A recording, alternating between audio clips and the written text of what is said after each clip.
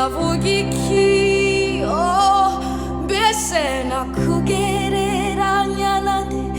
imirimo y'intoki zawe birantangaza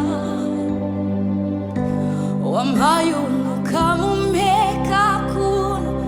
umpagakiza kawe kubuntu nzagukunda nzagukorera nzakuririmbira ishimwe mwami nzagukunda nzagukorera nzamamaza imirimo wakoze mwami wanje nzakwamamaza mu mahanga yose mvuga ibyo wankoreye mwami wanje ntashobora kwibagira